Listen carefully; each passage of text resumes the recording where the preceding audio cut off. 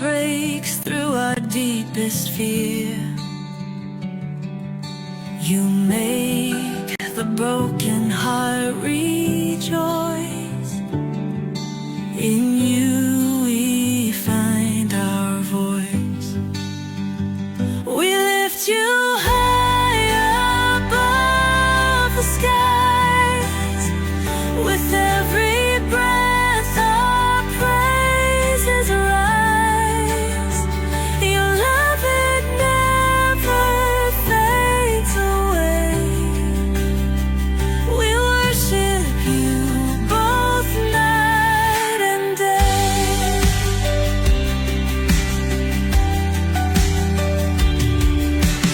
Chains are broken in your name. In you we are never the same. Your power flows like mighty streams, fulfilling all our dreams. We lift you high above the skies. With every breath our praises rise. Your love, it never fades away. We worship you both night and day.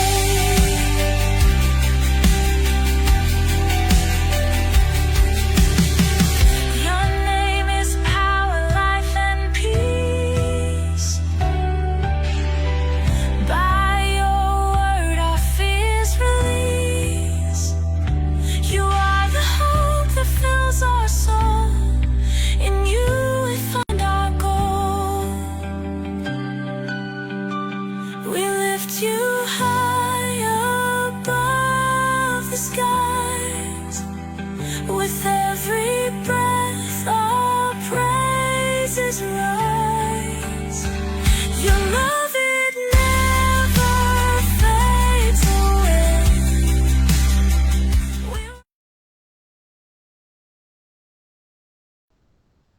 Okay, magandang gabi po sa inyong lahat mga kapatid at mga kaibigan. It's another Sunday po sa ating pag-aaral sa salita ng Diyos. Maraming salamat po sa inyong patuloy na suporta sa Russia TV, sa lahat ng mga program sa Russia TV. Maraming salamat po talaga. At alam ko marami kayong matututunan, hindi lang po sa programa natin at sa iba pang programa din, no? So just open your mind and your heart and timbangin mo kapatid, no? Kung ano ba ang talagang totoo na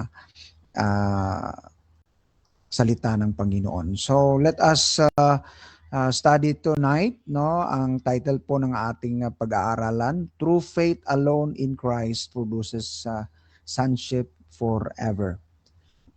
Okay, so bago tayo magsimula, tayo po muna ay manalangin. Panginoon, nagpapasalamat kami ngayong gabi at kami ay makapagpatuloy sa pag-aaral ng iyong banal na salita. Maraming salamat, Panginoon, na ginamit mo ang platform dito sa Russia TV. At ikaw po, Panginoon, ang nag-provide nito para sa amin upang bawat reliyon ay pwedeng makapagsalita o share sa kanilang pananampalataya at sa pamamagitan, Panginoon, ng banal na Espiritu. Naway buksan mo ang aming isipan at ipakita niyo po sa amin, Panginoon, ang katotohanan. Lord, kami po ay, lalong-lalo kami, ay naniniwala na wala talagang magagawa ang tao kapag wala ang iyong tulong. So, Panginoon, hinihingi po namin ang tulong ninyo ngayong gabi.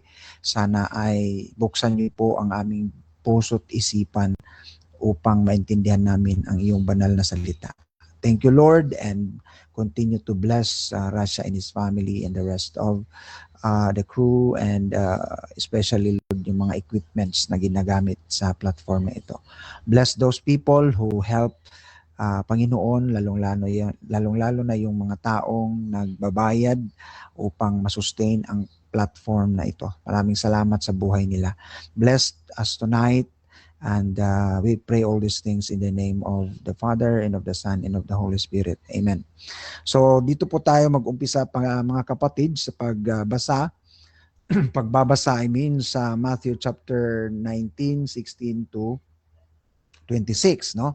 Sa saling Tagalog, ang sabi sa verse 16, may isang lalaki naman na lumapit kay Jesus at nagtanong, Guro, ano po ba ang mabuti kong gawin para magkaroon ng buhay na walang hanggan? So kung titingnan niyo mga kapatid, binigyang diin ko yung salitang kung, mabuti kung gawin, no? So ito yung mga tao talaga na very clear, no? Very explicit passage ito na itong taong to, isang guro, sa Greek word didaskalos, no? Hindi po basta-basta ang salita na guro sa Bible. Kapag sinabing teacher, hindi po basta-basta yan, no? Isa pong kinikilala po yang master or kaya doctor of instruction. So talagang kinikilala nila si Kristo bilang doctor or master of instruction, no? Kasi guro ang tawag sa kanila, didaskalos. So ito po ang Greek word niya. So pagkatapos niya mga kapatid, atin pong makikita yung laman ng kanyang puso, no? Na gusto siyang pupunta o magkaroon ng buhay na walang hanggan. Pero ang gusto niya sa pamamagitan ng kanyang gawa, no? Mabuti kung gawin. So talaga bang kung titingnan natin ang salitang mabuti, no? Talagang siguro sa tingin niya sa sarili at according sa context, talagang mabuting tao naman talaga siya, no? Kung titingnan natin mamaya sa context. So nasa isip na sa puso niya, anyway, mabuti akong tao, no? So gusto niyang i-present yung sarili niya na mabuti siya. So pero gusto niyang malaman na ano ba talaga yung mabuti kong gawin para magkaroon ng buhay na walang hanggan. So from the perspective of his heart, nakita ng Diyos yun nakita ng ating Panginoong Hesus. No, nababasa niya ang ating laman ng ating utak. So nakita na in advance ng Panginoon na itong taong to ay sa salita pa lang anong mabuti kong gawin. So talagang gusto niya works talaga At nag-reflect siya sa sarili niya na mabuti naman talaga ako. No. Anong sagot ni Jesus? Anong sagot niya? Tingnan niyo ang sagot ni Jesus. Bakit itinatanong mo sa akin kung ano ang mabuti? O, di ba? Sabi ng Panginoon, bakit mo natanong ano ang mabuti? Anong sabi niya? Iisa lang ang mabuti at walang iba kundi ang Diyos. Kumbaga, kung ikumpara mo ang kabutihan mo sa Diyos, isa lang talaga ang mabuti. Hindi mo mag-compare yung kabutihan mong nagawa. No, kung yan ang pakay mo, na lumapit ka sa akin at magtanong kung anong mabuti, inunahan ni Kristo. Isa lang ang mabuti. Kung akala mo mabuti kang tao, akala mo kaya mong gawin ang kabutihan na standard ng Panginoon, talagang isa lang ang mabuti, sabi ng Panginoon, at walang iba kundi ang Diyos. No? Ito rin ang pagpapatunay, no? Mga kapatid at mga kaibigan, na talagang sa standard ng Panginoon, di tayo papantay doon. At kung gusto mo na papasok sa kanyang kaharian ng standard, abutin mo yung standard niya. Yung kaharian ng Diyos, yung gusto mong buhay na walang hanggan, sige, abutin mo. Kung makaya mo. Okay? So, kaya sabi niya dito, okay, kung gusto mong magkaroon ng buhay na walang hanggan, sundin mo ang mga utos niya. Mga kapatid, mga kaibigan, sinabayan ni Kristo. Yan ang gusto mo. Kasi nga, kung titingnan natin yung Bible, no, dito sa Matthew chapter 9, ito mga kapatid, Matthew chapter 9, verse 29. Then he touched their eyes, Jesus Christ ang nag-touch, saying, according to your faith, be it done unto you. Yan ang ating Panginoon. Kung yan ang paniniwala mo, gusto mong mabuti ang gawin mo, okay. Be it done unto you, sige, gawin mo. Kaya nga sabi dito mga kapatid, kung gusto mong magkaroon ng buhay na walang hanggan, sige, gusto mo, sinabayan ng Panginoon, sundin mo ang mga utos niya. Ibig sabihin, sige, Sundin mo. Sinundan niya ba? Sinundan ng Panginoon yung kanyang nasa isip na gusto niya ang mabuting gawa talaga. So anong sabi dito mga kapatid? Alin po sa mga ito? Grabe ano? Alin po sa mga ito? Tanong lang lalaki. Sumagot si Jesus, huwag kang papatay, huwag kang mangangalunya, huwag kang magnanakaw, huwag kang sasaksi ng kasinungalingan. Igalang mo ang iyong mga magulang at mahalin mo ang kapwa mo tulad ng pagmamahal mo sa iyong sarili. Okay? So, ako'y naghahanap dito mga kapatid. Inaantay ko kung sasabihin ni Kristo at sundin mo ang Sabbath, no? Magsamba ka at sundin mo yung Sabbath days talaga. Yung kung yan ang pinaka-standard natin para sa mga SDA, kung yun ang investigative judgment doon sa langit, mga kapatid, na yun ang talagang batayan doon, no? Kung hindi ka nakasamba ng Saturday at hindi ka nangilin ng Saturday at mawawala ang kaligtasan mo. Dito sa mundo, by grace ka. By grace, hindi sa gawa. Pagdating doon sa investigative judgment, babagsak ka sa kanilang pagtuturo kapag hindi ka nangilin ng araw ng Sabat. So, tininan ko dito, pinaka-importante kasi ito, no, mga kapatid, kapag doktrina, pag-uusapan, dapat isinalin ni Jesus. Tinangnan ko saan ba dito yung pagpangilin ng araw ng seventh day. Wala naman So, sabi sa verse 20, sabi ng lalaki, sinabi niya, sinunod ko, kung tingnan nyo, ako, no? Sinunod ko po ang lahat na iyan. Ano pa po ang kulang sa akin, no? So, nahalata na mga kapatid kung ano talaga ang nasa loobin ng taong ito. Gusto niyang makapunta ng buhay na walang hanggan sa pamamagitan ng kanyang mabuting gawa. No. So sinabayan ng ating Panginoon, sige. Sige.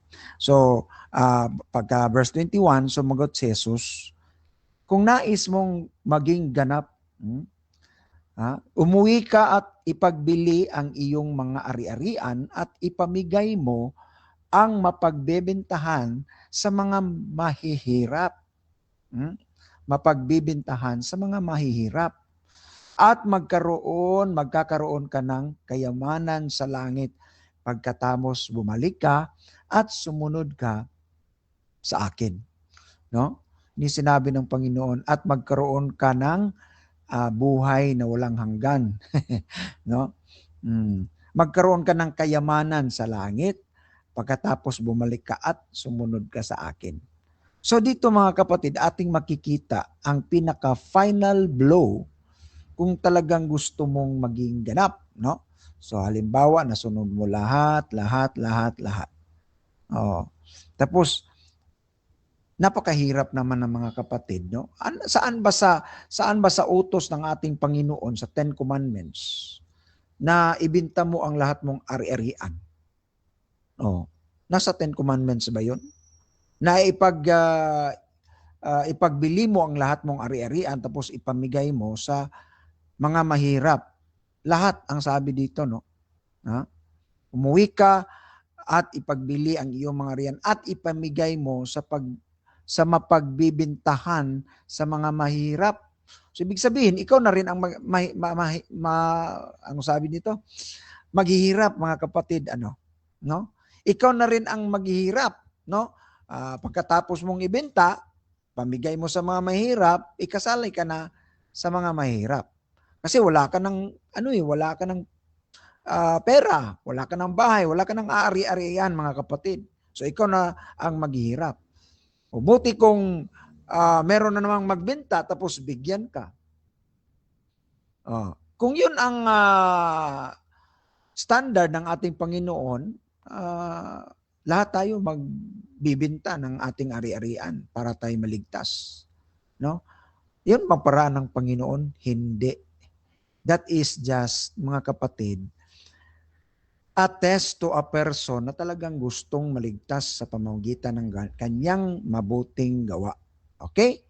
At magkakaroon ka, sabi ng Panginoon, pagkatapos bumalik ka at sumunod ka sa akin. Verse 22, nang marinig iyon ng binata, umalis siyang malungkot dahil napakayaman niya. Okay? Mga kapatid, ano? So, halimbawa, meron kang lupa, 190 square meter lang. O tapos, meron kang bahay. Tapos, meron kang motor. O, yun ang sinasakyan mo papuntang trabaho. Tapos, gusto mong maligtas at sasabihin ng Panginoon sa ibenta mo lahat yan. Lupa mo, bahay mo, at motor mo, at ibigay mo sa mahirap. Sige nga, i-test natin kung maliligtas ka ba. Di ba? So kahit ikaw, kahit sino siguro, aalis kapag yun ang requirements. Mamamatay yung mga anak mo, wala ka ng trabaho, wala ka ng sasakyan, wala kang bahay, saan kayo titira? Ng mga anak mo at asawa mo. 23, kaya sinabi ni Jesus sa kanyang mga alagad, sinabi ko sa inyo. Sinabi ko sa inyo ang totoo. Napakahirap para sa isang mayaman ang makapasok sa kaharian ng langit. Ang yaman kasi, depende yan, kapag sinabi mo, halimbawa, i-compare ko ang aking sarili sa mayaman, yung sasabihin ko, ako is hindi mayaman. Pero kung i-compare mo ako sa yung mas baba sa akin, sasabihin ng taong yun, mas mayaman si Pastor Medel. Kung i-compare mo naman yung taong yun, doon talaga sa mahirap, mas mayaman. So, depende kasi ang salitang yaman sa standard mo. Diba? Standard of living mo, mga kapatid at mga kaibigan. Halimbawa, sinabi ng mga Duterte na hindi sila mayaman, mahirap sila. Nawala ba kayo doon? Meron silang bahay, meron silang sasakyan, nakapagpaaral sila ng mga anak nila sa mamahaling eskwelahan. Para sa akin hindi yun mahirap, pero para sa kanila kung i-compare mo sa mga politikong matagal, bago lang, tapos sila napakatagal na, yun lang ang yaman nila. Tapos i-compare mo sa mga politiong bago pa, pero grabe na ang yaman, no? Mga kapatid, hindi nila masasabi na mas mayaman sila kaysa doon sa mga bagong politiko na ang gagaran mga sasakyan, yung mga bahay ang gaganda nung pumasok sa politiko. So, kapag sasabihin nilang hindi kami mayaman, mahirap kami, depende yun sa pag-accept mo, mga kapatid at mga kaibigan. Pero kung compare mo ang Duterte at sa akin, ako ang hindi mayaman. No? So, ang salitang mayaman, depende yan sa status, no? Kung sino ang i-compare mo. So, kung meron kang mga ari-arian, no? Ibenta mo yan at hindi mo pwedeng ibenta, hindi ka makapasok sa langit, no? Napakahirap kung yan ang standard. Kaya sabi ni Jesus, yan ang totoo. Yan ang totoo. Kung yan ang basihan, nako, totoo yan, hindi kayo makapasok sa langit.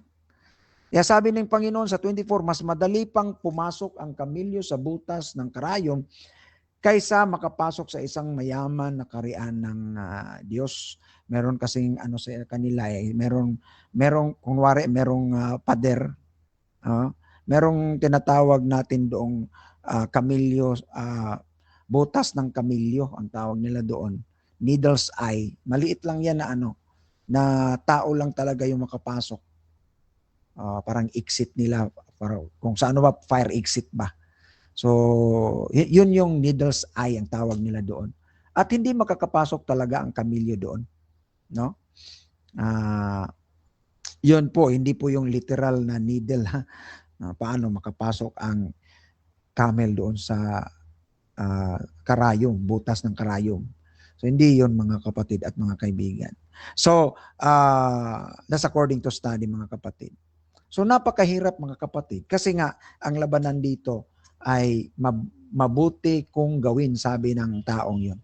So, ikaw gusto mong mabuti, ibita mo lahat at ibigay mo sa mga mahirap.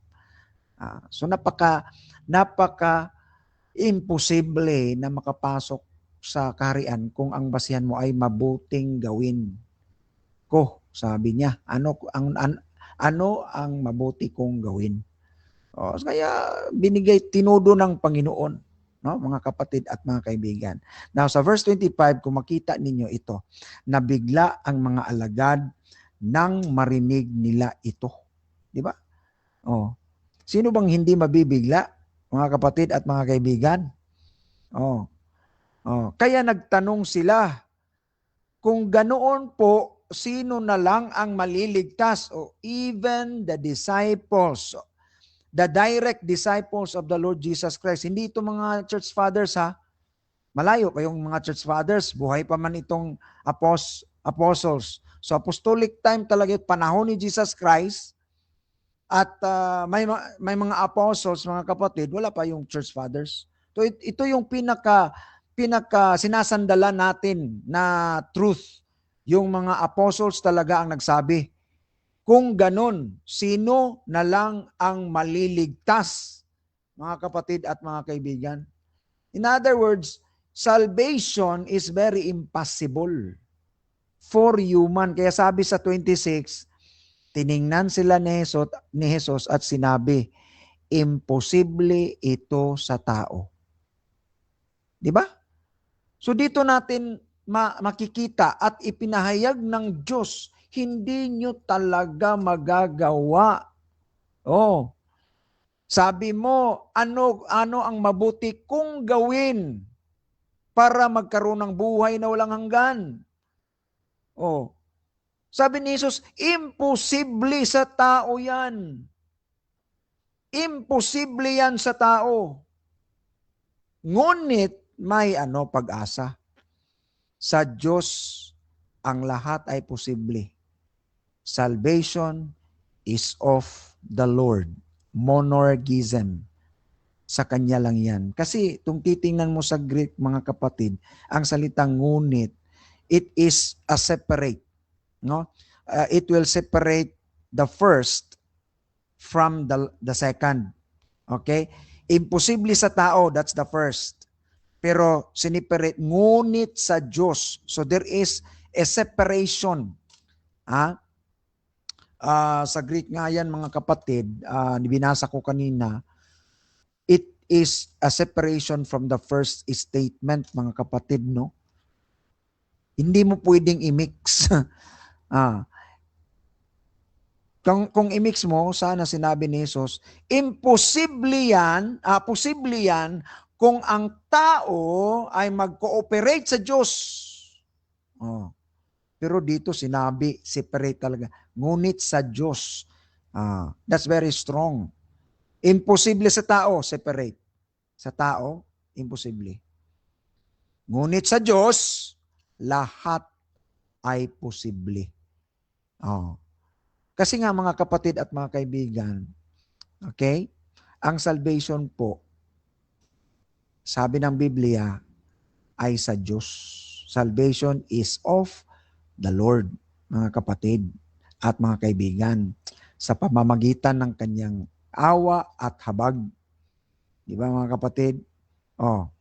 So, imposible talaga yung sinasabi nila na anong mabuti kong gawin. Dapat may gawin ka ng mabuti para magkaroon ka ng buhay na walang hanggan. Dito sinumpalpal talaga ni Jesus yan, mga kapatid. At mismo ang mga disipulo nagsabi, kung ganun, sino na lang ang maliligtas? Di ba? Itong taong ito, mga kapatid, sa sinabi niya dito, sabi niya sa verse 20, sinunod ko po ang lahat ng iyan, ano po ang aking kulang? Mula ng aking pagkabata, sinunod ko po yan lahat, mga kapatid, sabi niya. Ano po ba ang kulang sa akin? So kung meron mang good works na kagawa sa Bible, wala akong ibang nakita itong taong to. Itong taong to, kung good works ang basihan, hindi tayo makakalagpas sa kanya. Isipin nyo, kapatid, anong sabi dito? Huwag kang pumatay, hindi siya pumatay. Huwag kang mangangalunya, hindi rin siya nangangalunya. Hindi katulad ng pastor na nakita natin o kaya mga pare, no? Na nag-adultery. Ang pastor nangangalunya, merong kabit, no? So, wag kang magnanakaw, ano pa? Wag kang magsaksi ng kasinungalingan. Hindi naman sinabi ng Panginoon na, oy, sinungaling ka. Hindi mo nasunod yan, alam ko. Kasi alam ko, lahat ng tao. Alam ko. Igalang mo ang iyong mga magulang, nagawa ko yan. Mahalin mo ang kapwa mo tulad ng pagmamahal mo sa sarili mo, nagawa ko yan lahat, Lord. So kung meron mang papasa sa good works, walang iba itong taong to. Walang iba. Mga kapatid at mga kaibigan. So dapat lagpasan nyo yan. No? Kayong mga lagpasan nyo. Tingnan natin kung malagpasan nyo yan.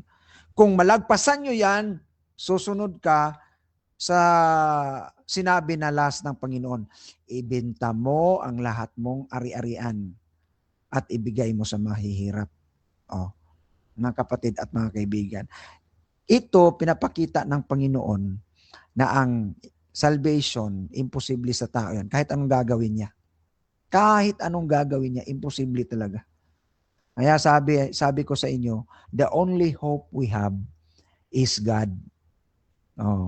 Siya lang talaga ang makapagbigay ng kaligtasan sa atin.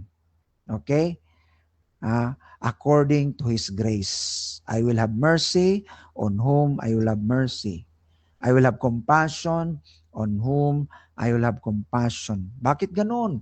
Sabi ni Pablo, para hindi sa tao, para hindi sa kanyang nagawa, hindi sa kanyang desisyon, kundi sa nagbigay ng awa. Romans chapter 9. Right? So mga kapatid, ito i-illustrate ko sa inyo mga kapatid. No? Ito yung illustration sa Matthew chapter 19. Alright? Kung titingnan nyo, of course, hell. Okay? Kaya ito pala, no? Kung hindi totoo yung hell, bakit may heaven? Kung hindi totoo yung hell, bakit pa tayo gagawa ng mabuti? Anyway, hindi naman totoo yung hell eh. Di ba? What's the use of justice, mga kapatid, kung walang hell? Ang term na hell, ano lang yan mga kapatid, no? Let's say, hindi kayo maniwala sa salitang hell, paniwalaan yung sinabi ni Pablo sa Thessalonica, everlasting torment, in flaming fire. Ayaw mo ng hell, doon ka sa in flaming fire. Taking vengeance on those who do not believe God and obey not the gospel of the Lord Jesus Christ. Eternal torment ang sabi ni Pablo doon, mga kapatid at mga kaibigan. So ayaw mo ng hell? Di in flaming fire. Simple as that. Meron kasing mga tao, no? Na hell is an invention. Hell is blah, blah, blah. Hell ay ganito, ganyan. Sige, erasein mo yung salitang hell. Paano mo erase ang salitang in flaming fire, taking vengeance on them who do not believe God and obey not the gospel of the Lord Jesus Christ? Sa 1 Thessalonians, sabi ni Pablo, from the Lord Jesus Christ to the apostles, to the church fathers until now, naniwala tayo sa inflaming fire na tinatawag natin sa sulat sa mga King James sa English, sinulatan nila ng hell. Kung ayaw mo ng hell, palitan mo ng inflaming fire, ipareho din yun. Inflaming fire. Taking vengeance on them who do not believe God. Ano yung vengeance, mga kapatid? Ang sabi ni Kristo nga, the worm dieth not, at saka yung fire quench not. Sinugundaan ni Pablo doon sa Thessalonians, in flaming fire. So kung allergic ka sa salitang hell, wag mong gamitin. In flaming fire ang gagamitin natin.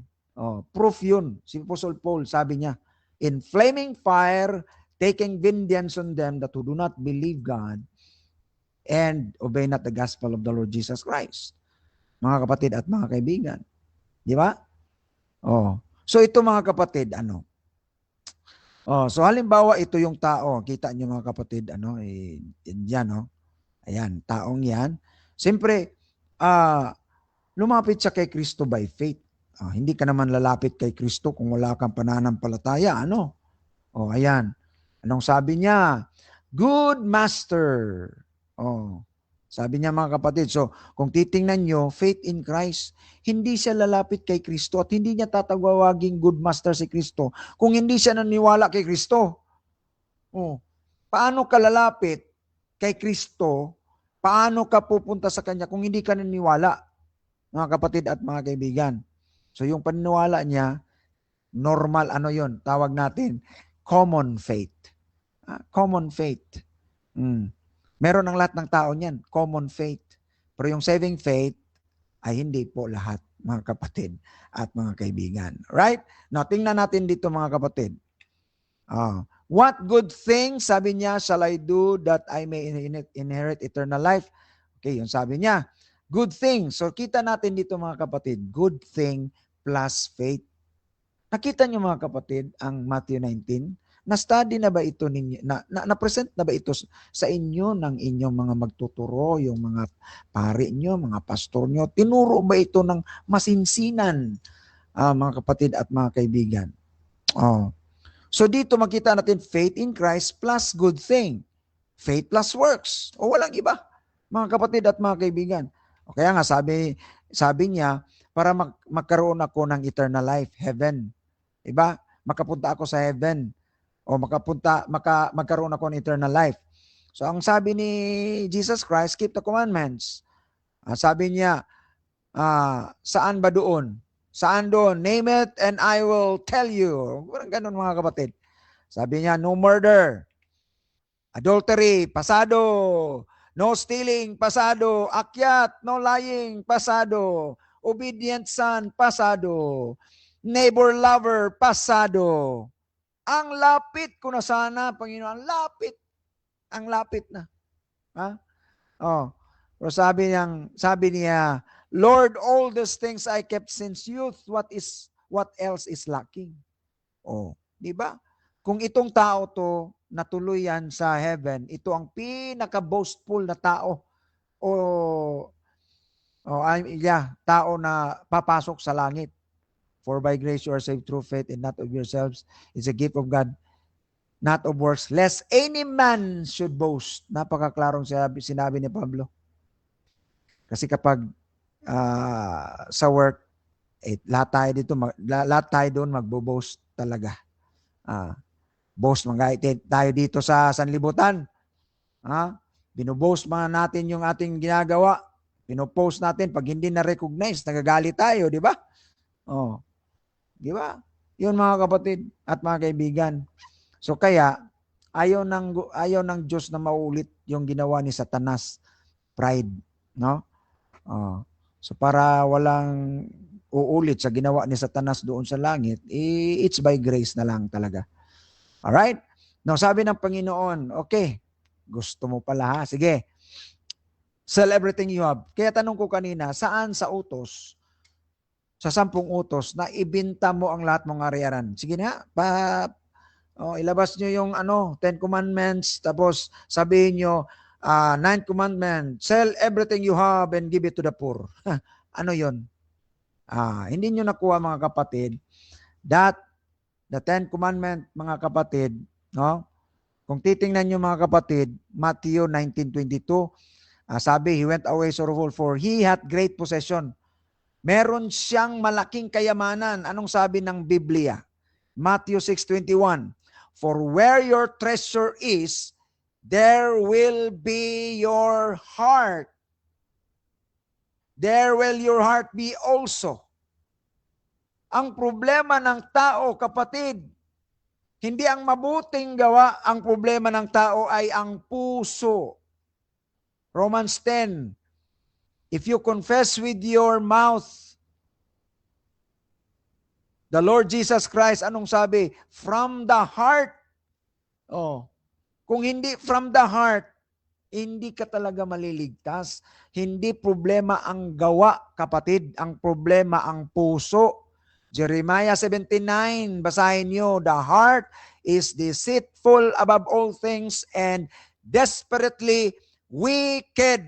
Ang problema kasi dyan mga kapatid, ang heart, wala naman sigurong problema ang treasure. Oh, wala man sigurong problema yung kayamanan, ang problema ang puso natin, mga kapatid. Dahil ang puso natin, kahit tayo, hindi natin alam ang puso natin. The problem of man is not anything but the heart. Unless the Lord will change your heart, unless the Lord will give you a new heart. Sabi niya sa Old Testament, I will give you a new heart so that you will follow me. Alam ng Diyos ka kapag hindi ka bibigyan ng bagong puso, hindi ka talaga susunod at hindi ka talaga maniniwala sa Panginoon. The problem is the heart. Jeremiah 17:9. Alam nyo, nagdidebate tayo dito sa Russia TV. Good works. Hindi natin pinagdidebatehan ano ba ang status ng puso ng tao according to the Bible. Sige nga, magdebate nga tayo patungkol sa puso. Tapos yung pinaka-explicit verse ko, hindi implied, Jeremiah 17:9. Sige nga, sino ang kakasa sa Jeremiah 17:9? Explicit na explicit yan. The heart is desperately wicked. The Greek word, the Hebrew word for that, desperately, no more chance. Wala nang chance talaga. Hopeless. Yun ang problema ng tao. Hindi ang commandments. Napakaganda ng commandments, mga kapatid.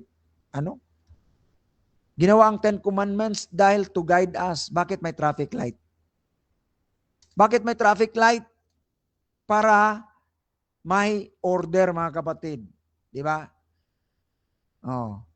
Para smooth yung daanan, ma-prevent yung aksidente. Yun ang batas.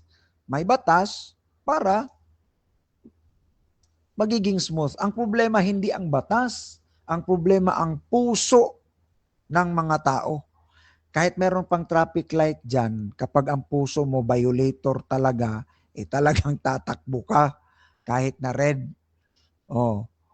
Kahit may sabi, no parking, ay wala namang problema yung signboard. Ang okay yan. Ang problema ang puso ng mga driver.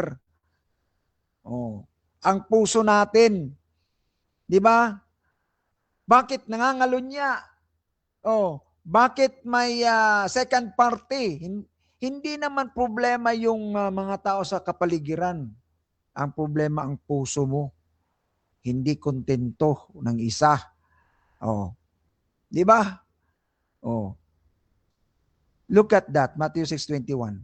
For where your treasure is, there will your heart be also. So what is the problem? The commandment of what? Thou shalt love the Lord with all your heart. That's the commandment. Walang commandment na ibenta yung ari-arian mo. That's not a command, mga kapatid. Ang command, love the Lord with all your heart, with all your might, with all your soul. Yun ang commandment talaga, mga kapatid. Yung sinabi ng Panginoon, test of that commandment yan. Sino bang inibig mo? Ang kayamanan mo o ako? So, anong commandment ang na-violate doon? Kasi nga, sabi ng Biblia, kung saan yung kayamanan mo, nandun din ang puso mo. Kaya nga, na-violate mo ang sabi, thou shalt love the Lord with all your heart.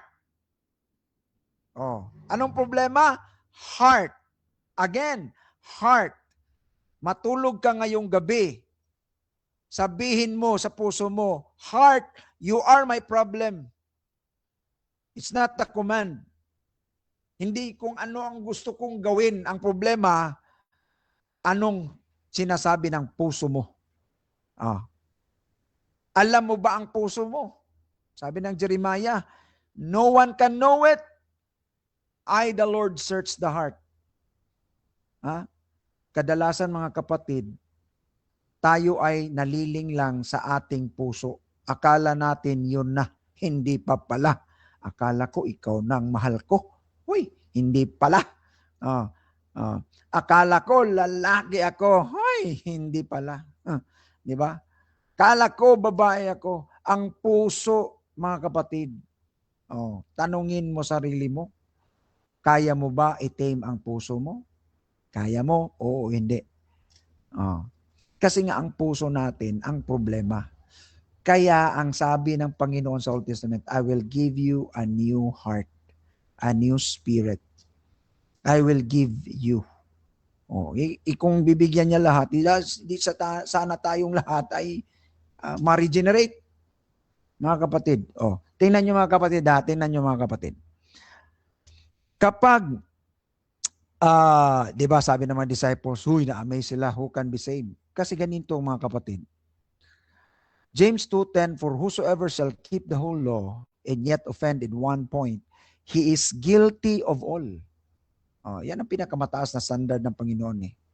Halimbawa, isa lang yung nawala. Tingnan nyo mga kapatid ang ating illustration dyan. Isa lang nawala. Nawala. Wala. Lahat. Ting-ding, ding.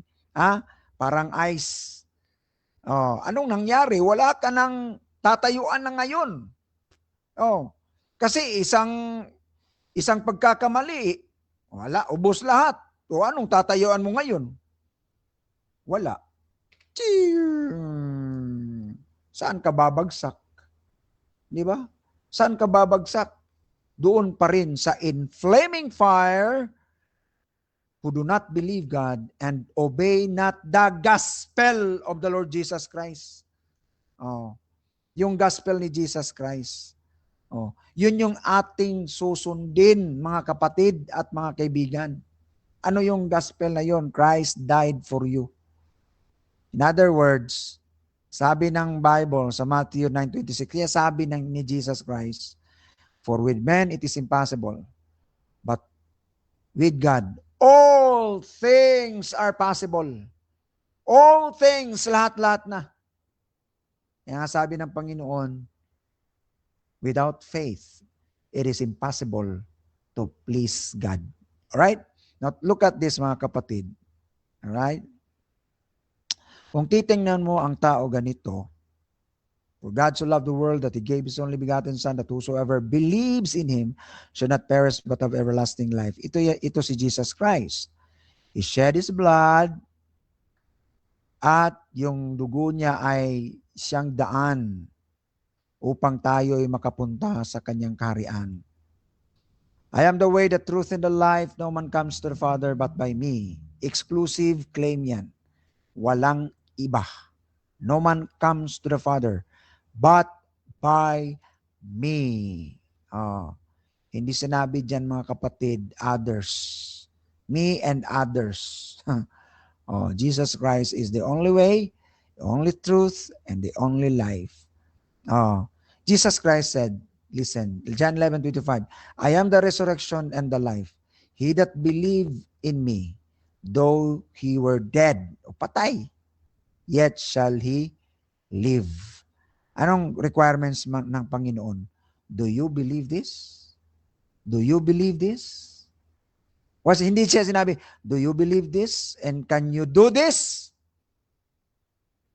Do you believe this? And do this, blah, blah, blah, 1, 2, 3, 4, 5, 6, 7, 8, 9, 10. And ibigta mo lahat ang mga ari-arian mo at biligay mo sa mga mahirap. Sinabi ba na Jesus yun? Alam ni Jesus, hindi mo kaya. You cannot do it. Kaya sabi niya, do you believe me? Do you believe what I say? At kung sasabihin mo, yes, Lord, I believe in your word, and then you pass from death unto life, mga kapatid. From your status to God, being a children of God, for as many as receive Him, to them give He power to become sons or children of God, even to them that believe on His name. But verse 13 said, born not of the flesh or the will of man, but God. Okay? So nauna yung work ng Panginoon, giving us the new heart, regenerating our heart, quickening our dead spirit. That is why, sabi dyan, you receive Him mga kapatid, mga kaibigan. You receive Him because God. It is not your will, it is not your effort, but God. Alright? So that is why nagiging anak ka ng Diyos. Child of God, and when death will come, at least nandyan ka na, ano? Kasi kung doon ka sa kabila, namatay ka, kasi akala mo magawa mo ang, ang kaligtasan, oh, akala mo gawa mo, so doon ka pa. Kasi ayaw mong maniwala eh. No? So doon ka pa. Pero dito, secure yan. Kapag namatay yan, sabi ng Bible, 1 Thessalonians 4:14, for if we believe that Jesus died and rose again, even to them which also sleep, ang sleep dyan mga kapatid, namatay. Okay? In Jesus ha, baka ang sleep, gamitin yung sleep, soul sleep yan. Ang sabi dyan, sleep in Jesus. Kaya sleep kasi na kay Jesus. Natutulog yan niya kasi na Jesus. Bakit? God bring with Him. Kukunin kasi yan ng Diyos eh. God bring with Him. Yung namatay kay Jesus, in Jesus ha, in Jesus na kay Kristo na, in. Hindi on. In, meaning nasa Kanya na. Will God bring with Him? Di ba mga kapatid at mga kaibigan? Kaya nga sinabi ni John, these things have I written unto you that believe on the name of the Son of God, that you may know that you have eternal life, and that you may believe on the name of Jesus, of the Son of God. Bakit? Kailan ba natin matatanggap ang eternal life? Ang sabi dyan, you have eh. Anong ibig sabihin ng you have? Sa Greek word mga kapatid, ganito, that you may know that you have eternal life. The phrase is exete zoen aionion. Exete zoen aionion means you presently possess eternal life. Presently possess eternal life. That's a Greek word. Mga kapatid, this possession is real. It is not hypothetical. Narinig ko sa debate kasi ang eternal life daw, wala pa daw ang eternal life tayo. Doon pa daw yan, reward yan. Wala pa tayo niyan, pero ang Bible napakaklaro. Sino paniniwalaan ko? Ikaw o ang Biblia? Ano ang tense niyan mga kapatid at mga kaibigan? Aorist, subjunctive, active. Anong aorist? Exetes zoen aionion. Meaning, you presently possess eternal life now. This possession is real, not hypothetical. It is ongoing, continuous, not merely future. Kung baga mga kapatid, nakadeposit na yung account mo sa bangko. Makuha lang ng bata yan kung maging 17 years old na siya. Example, meron akong anak, ilagay ko sa bangko. Ito, ganito, ganyan. Makuha niya yan kapag 17 years old. Kapag darating, pero sure na yun mga kapatid ha.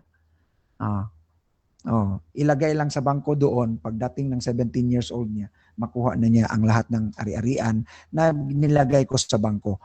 Ganun yun mga kapatid. Possession na, real siya, hindi siya hypothetical, pero ando na continuous ongoing yan, continuous yan. Hindi yan napuputol. Kasi nga, sabi ng Panginoon, ako ang tatapos. Nagsimula ako, tatapusin ko ito hanggang sa pagdating sa araw ng Panginoon. Sabi ng Panginoon yun. Sa Philippians, mga kapatid, ongoing, continuous. In other words, we possess that already, para nakadeposit na yan, at kung tayo'y mamamatay, i-withdraw mo na lang yun. Pero sigurado na yun, kapatid. Kasi nga, aorist, subjunctive, indicative. Ano pala mga kapatid? I-sure ko lang ha. Indicative, aorist, indicative pala. Active, no? Titingnan natin yan. John, para sure ko lang mga kapatid ha. 1 John chapter 5:13. Alright? So titingnan natin ito sa Greek word. You have present, indicative, active, no? Present, indicative, active. Ano ang present? Ngayon, na-possess mo na yan. Ano ang indicative? Real. Hindi yan naputi. Totoo yan. Sigurado yan. Active. It is ongoing and continuous. Tense, mood, at saka voice. Yun ang kanyang morphology sa kanyang verb. Mga kapatid at mga kaibigan. 1 John 5:13, you may know that you have eternal life. Kung totoo kang naniwala sa Panginoon, kung totoo kang naniwala sa pangalan sa anak ng Diyos, tanong ko sa iyo, naniwala ka ba sa 1 John 5:13 o hindi? Sabi ni John, these things have I written unto you. Sinulat ko ito sa iyo. Ibig sabihin, kung ikaw yan, naka-address sa atin yan, that you believe on the name, hindi lang yan sa present, past, kundi present, mga kapatid. Ikaw, kung naniniwala ka sa pangalan sa anak ng Diyos na si Jesus Christ, sabi ni John, you may know, alam mo na meron ka ng eternal. You have it. You have eternal life. And that you may believe on the name of the Son of God. So ito mga kapatid, tanong ko, kung narinig mo ito ngayon, kung totoo kang naniwala sa pangalan sa anak ng Diyos na si Jesus Christ, sabi ni John, you may know you have eternal life. Tanong ko sa iyo, naniwala ka ba dyan? Tapos ang ano pa niya mga kapatid, ang Greek niya, present, indicative, active, ongoing, continuous, hindi ka iiwan yan. Kasi nga, ang sabi ng Panginoon, ako ang magsimula, ako ang tatapos. Kasi nga, si Jesus Christ ang author and finisher of our faith. Si Kristo ang author at saka siya ang finisher of our faith. Kung hindi niya tatapusin ang pananampalataya na ibigay niya sa iyo, binigay niya sa iyo, ibang Kristo ang natanggap mo. Ibang Kristo talaga ang natanggap mo, kapatid. Kaya ito, isipin niyo mga kapatid. Isipin niyo yan mga kapatid. Now, paano pastor? Bakit may warning pa? Bakit pa pastor merong mga ganito? Bakit pa tayo bibigyan ng mga warning? Ano para saan yan kung tayo hindi na mawawala ang ating kaligtasan? Hebrews chapter 12, 5-11. Kaya kapag anak ka, always ka ng anak, no? Tingnan nyo at inyong nalimutan ang pangaral na nagsasalita sa inyo na parang mga anak. Kinumpare ang biological at ang spiritual, pareho. Biological itong, parang mga anak. So comparison ang biological son at saka spiritual son. Comparison yan, parang mga anak. Anak ko, huwag mong hamakin ang saway ng Panginoon na manghina ka man kapag ikaw ay kanyang sinasaway, sapagkat ang minamahal ng Panginoon ang kanyang dinidisiplina at pinaparusahan ang bawat anak na kanyang tinanggap. Para saan ang warning? Para hindi ka madisiplina at hindi ka paparusahan ng Panginoon bilang isang anak. 7, kung kayo ay nagtitiis ng disiplina, kayo'y tinatrato ng Diyos na parang mga anak, sapagkat anong anak ang hindi dinisiplina ng kanyang ama? Again, comparison of biological son and spiritual son, pareho ang status. Okay? Mawawala bang pagkaanak ng anak mo? Kahit papalayasin mo yan, ang isulat niya sa test paper, middle pa rin. Nung ako lumayas ako, mga kapatid, sa aking ama, lumayas ako ilang buwan yon. Pagsulat ko sa papel, Rene, middle pa rin. Di ba? Ang fellowship, wala. Kasi hindi kami nagsama. Ang relationship, hindi talaga mawawala. So dito may comparison ang biological son at saka spiritual son. Di ba? Ngunit kung kayo'y walang disiplina na dinaranas ng lahat, kayo nga ay hindi tunay na mga anak, kundi hindi kinikilala. Bukod dito, nagkaroon tayo ng mga amang laman sa atin ay nagdisiplina. Kaya sabi ko, ang biological son at ang spiritual son, pareho yan ng status. Hindi nawawala ang kanyang pagkaanak. Kaya dinidisiplina. Kaya one son, always son. Yun ang abing ibig sabihin, one save, always save. Kasi nga kapag anak ka na, hindi ka na mawawala sa anak ka eh. No. Comparison dyan, no? Amang laman na sa atin ay nagdidisiplina. Comparison yan. At sila'y ating ginagalang, hindi ba lalong nararapat na tayo'y magpasakop sa Ama ng mga Espiritu upang tayo'y mabuhay sapagkat sila ay sa ilang panahon ay nagdisiplina ayon sa kanilang sariling kalooban. Ngunit siya'y para sa ating kapakinabangan upang tayo'y maging kabahagi ng kanyang kabanalan. Now listen to this. What if pastor? Bakit pastor may mga warning pa kung ligtas na tayo? Kasi hindi basta-basta ang disiplina ng Panginoon. Ganito mga kapatid. Halimbawa, Satan is a great deceiver. O kahit anak ka na, pumupunta ka pa rin sa mga lugar na hindi pinupuntahan ng mga anak ng Diyos. Kasi nga si Satan, mga kapatid, great deceiver yan. Great deceiver yan, mga kapatid. So, anong sabi ng Bible? Hebrews 12:6. Sapagkat ang minamahal ng Panginoon ang kanyang didisiplinahin o dinidisiplina at pinaparusahan ang bawat anak na kanyang tinatanggap. Anong gawin ng Panginoon? Ito, tingnan niyo mga kapatid, ganyan. Pang! Sasapakin ka ng Panginoon. Ayan, tuloy. Alam niyo mga kapatid, dumating sa buhay ko, sabi ko, Ama, ano na ang nangyari sa buhay ko? Tulungan niyo ako, Ama. Yung gumawa ako ng mga anak na ako, tinanggap ko na si Kristo bilang aking Diyos at tagapagligtas. Naniwala ako sa Kanya. Okay? Nung ako ay bumalik sa sanlibutan, kapatid, anong ginawa ng Panginoon? Sinapak. Kasi nang sabi dyan, dinidisiplina. Masakit, masyado kapatid. Ang sakit. No? Kaya nga, kung tayo ay sinasapak ng Panginoon, yun ang sabi ng Bible, I love you. And I want you to let your light so shine before men that they will see your good works and glorify the Father. The purpose of good works is to glorify our Father. Hindi po para masave. Ano ba yan? Wala nga masave, sabi ni Kristo, imposible sa tao yan.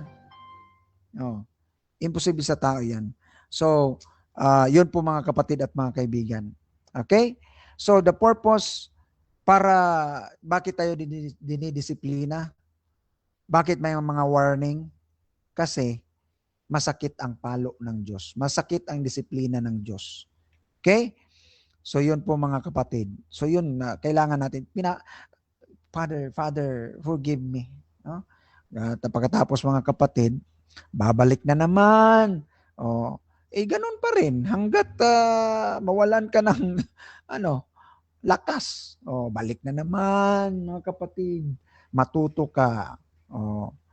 Ito ang para sa iyo. Yun, babalik at babalik yan. Sapak ba? Diba mga kapatid? So, yun ang pagtuturo na hinahawakan namin na sinabi ng Bible. Okay? Sada mga kapatid, meron tayong lesson na nakuha ngayon. Bakit kami ay sigurado? Dahil nga, sinabi ng Biblia, you have eternal life. Alright? Sigurado yan eh. Continuous, active, present indicative. Alright? So maraming salamat sa inyong pakikinig. Sana po kung ikaw ay nandito ngayon at hindi ka pa sigurado sa iyong buhay, kapatid, hindi mo pa talagang pinaniniwalaan ang sinasabi ng ating Panginoon. Ang Panginoon ay nag-aantay sa iyo. Okay? Believe on Him, repent of your sin, believe on Him, and receive Him as your Lord and personal Savior. And you will know that you have eternal life. Okay? You have eternal life. Maraming salamat. At siguro wala ng panahon, no? Kasi baka may debate pa ngayon. Siguro sa next na lang ang mga tanong o kung meron pa mang oras, walang problema. Okay, Brother Rasya, maraming salamat at magandang gabi po sa inyong lahat.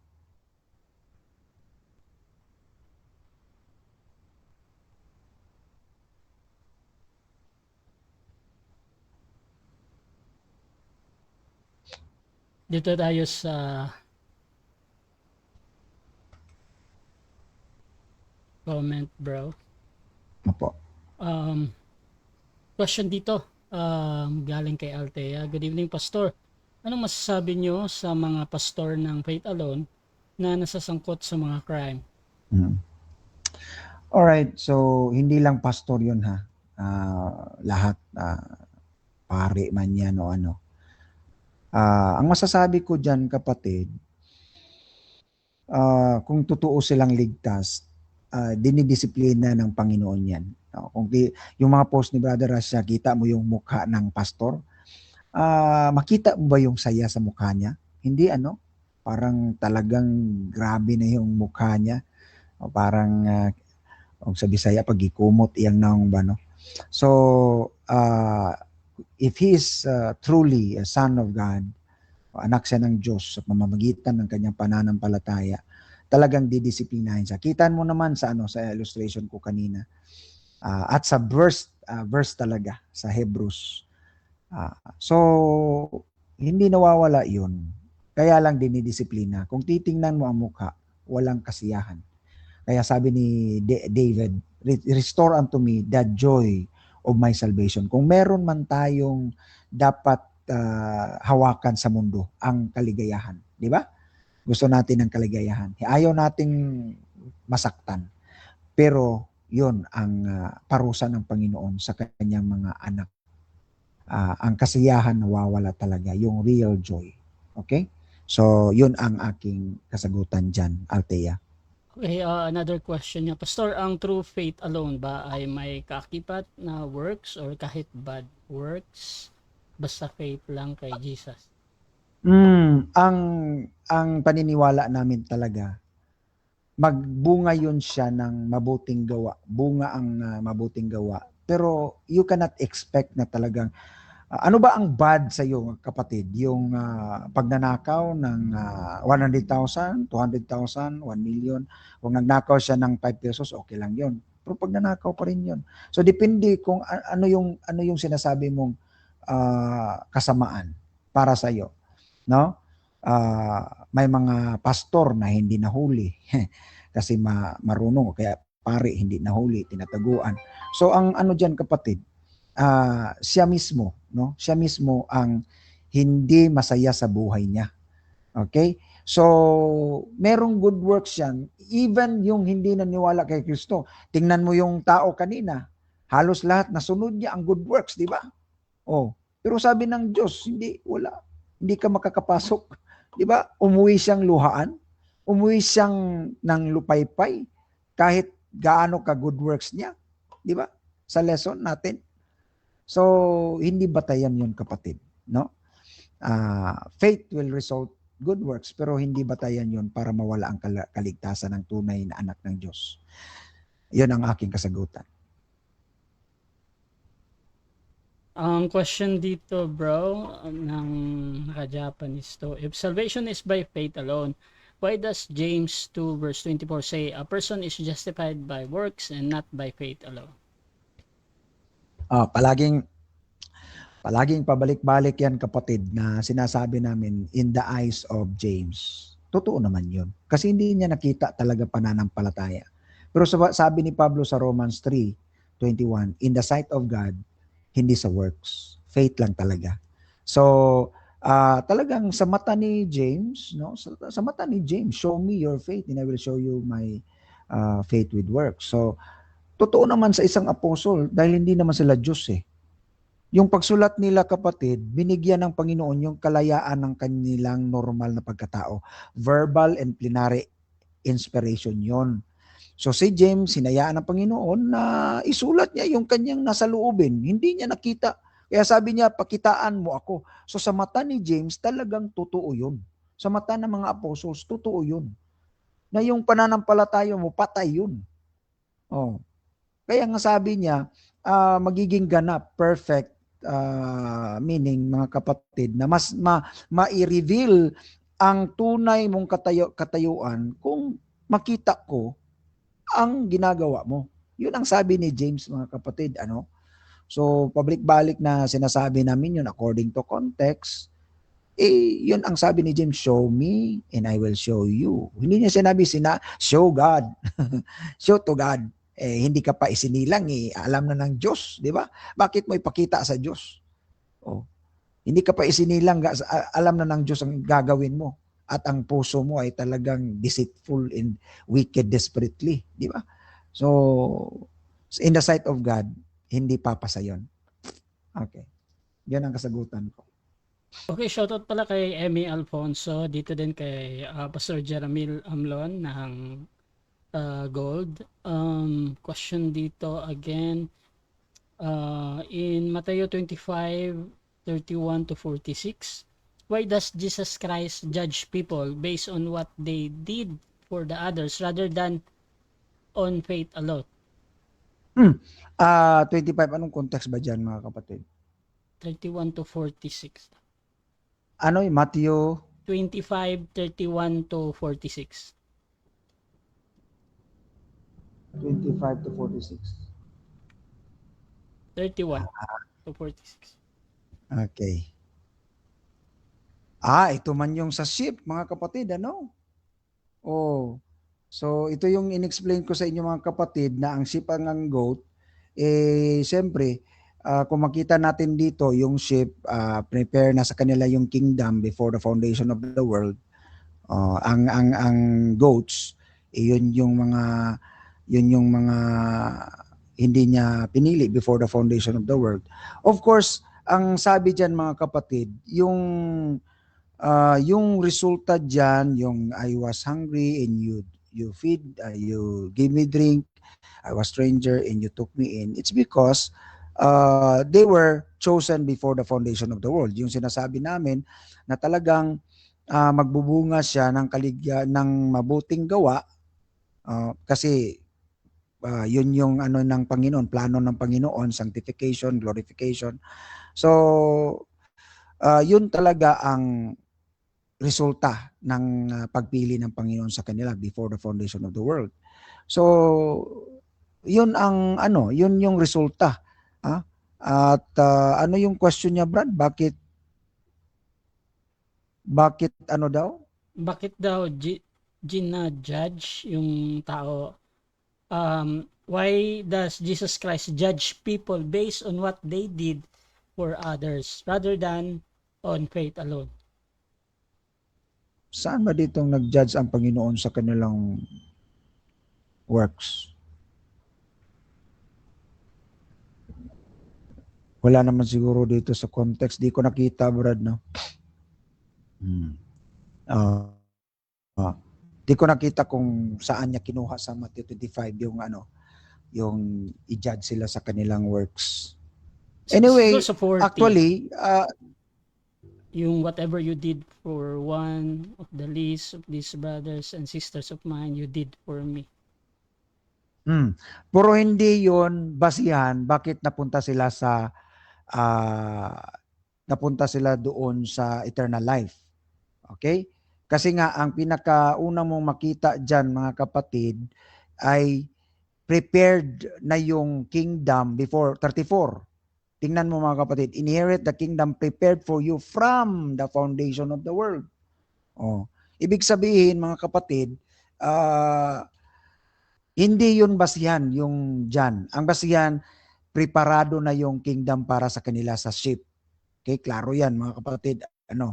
So yung nagawa dito, hindi yun basis bakit sila napunta sa kingdom, kundi resulta yun mga kapatid. Hindi naman sinabi dyan na ito ang dahilan bakit kayo napunta sa kingdom. Prepared ng kingdom para sa kanila. Verse 34, basahin nyo.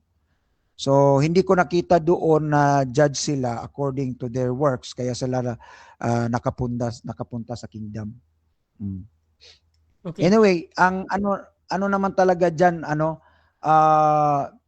whether you like it or not, we fall short of the glory of God. Ang judgment talaga sa atin ay we are going to hell kasi fall short tayo sa kingdom sa Panginoon dahil sa ating puso talagang problema. Okay, siguro last question galing sa akin. Dito sa verse 45 and 46, bro.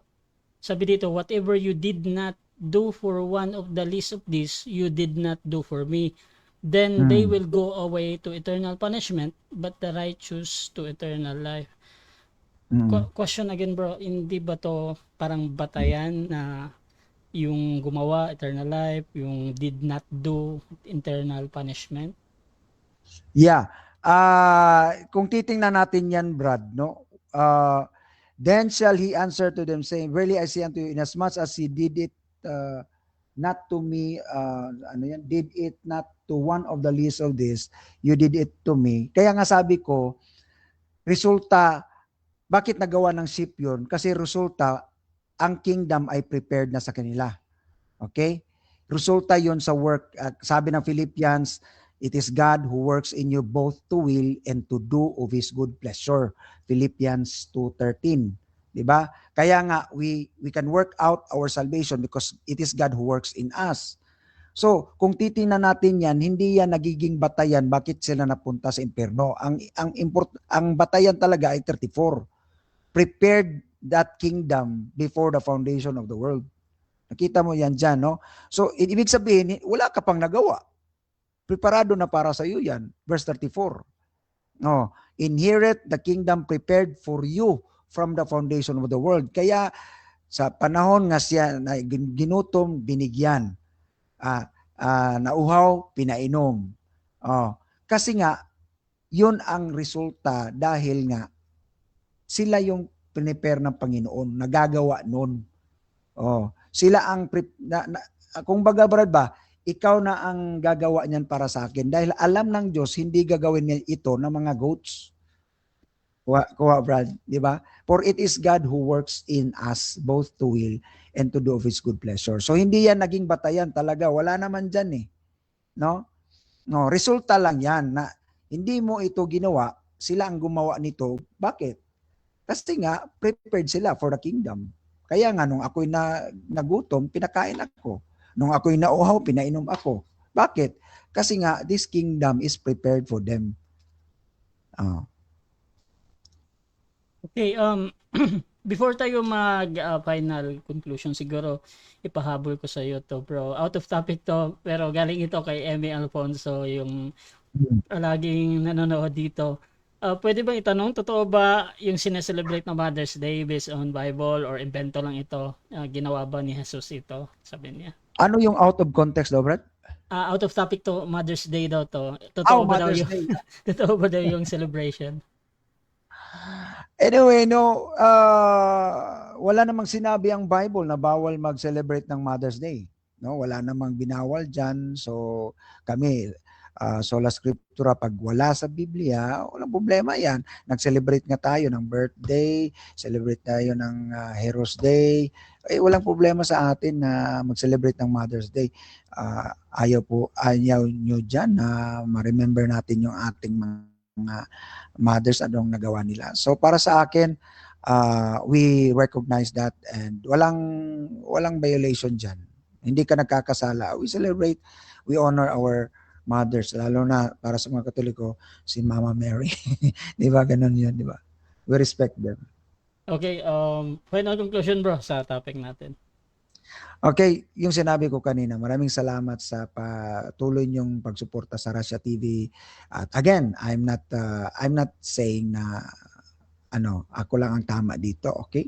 So, depende na sa inyo kung nasa Panginoon ang awa. So, salamat sa lahat, lalong-lalo na kay Brother Russia. Salamat, bro. Okay, thank you din, bro. At please mga kapatid, follow Pastor Rene, mga kapatid. Meron din siyang mga live at mga post patungkol sa pananampalataya ng Reformed Baptist. So pwede kayong pumunta doon. At least dito din sa akin, madalang na lang ako, pero tuloy-tuloy pa rin kami mga kapatid. At please also abangan nyo yung debate ni Pastor Rene Medel versus Erwin sa 13 yun bro, no? Sa 12 bro. Sa 12. Sa 12. Alas 8. Ayan, sa 12 pala, sa 12. So abangan nyo Jesus Calvinist. So abangan nyo mga kapatid, napakaganda to kasi birang-bihira. First time. Actually, merong debate noon. Takot ako sa debate na to, yung political debate. Kasi alam nyo naman kung anong ano dyan, medyo ano siya, more on legality and etc. ba. So, meron akong briefing noon, pero dito I think maganda to kasi pang ano to biblical, pero in relation pa din sa politics, 'di ba? So, mga kapatid, abangan nyo yan. Excited din ako dyan, mga kapatid. So, napakaganda na debate na yan for sure. So, please mga kapatid, subscribe yung ating YouTube channel, Russia Debates TV. At, yun, this is Admin Russia ng Russia TV and we're out.